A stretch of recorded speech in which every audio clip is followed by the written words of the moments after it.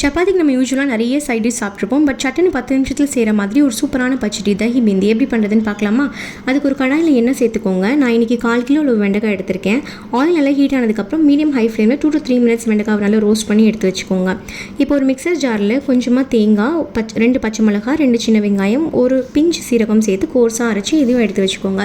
இப்போ தாளிப்புக்கு ஒரு பேனில் கொஞ்சமாக எண்ணெய், கடுகு, ஒரு காஞ்ச மிளகாய், ஒரு துண்டு இஞ்சி, 10லேருந்து 12 சின்ன வெங்காயம், ஒரு கொத்து கருவேப்பிலை சேர்த்து நல்லா வதக்கிக்கோங்க.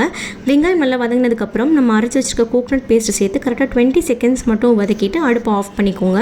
ஆஃப் பண்ணிவிட்டு பெருங்காயம் சேர்த்துக்கோங்க. இப்போ நம்ம செஞ்சு வச்சுருக்க எல்லாத்தையும் மிக்ஸ் பண்ணணுங்க. நான் இன்றைக்கி வந்து 300 ml நல்லா கெட்டி தயிர் எடுத்திருக்கேன். ரொம்பவும் புளிக்கக்கூடாது, புளிக்காமையும் இருக்கக்கூடாது, அப்போ தான் டேஸ்ட் நல்லாயிருக்கும். அதில் கொஞ்சமாக கொத்தமல்லி, தேவையான அளவு உப்பு, ஃப்ரை பண்ணி வச்சுருக்க வெண்டைக்காய், நம்ம தாளித்து வச்சுருக்க வெங்காயம் எல்லாம் சேர்த்து சர்வ் பண்ணிங்கன்னா சூப்பர் டேஸ்டியான ஒரு வெண்டைக்காய் தயிர் பச்சடி என்னோடய ஸ்டைலில் ரெடி. ட்ரை பண்ணி பார்த்துட்டு எப்படி இருக்குன்னு கமெண்ட்ஸில் சொல்லுங்கள். பாய்.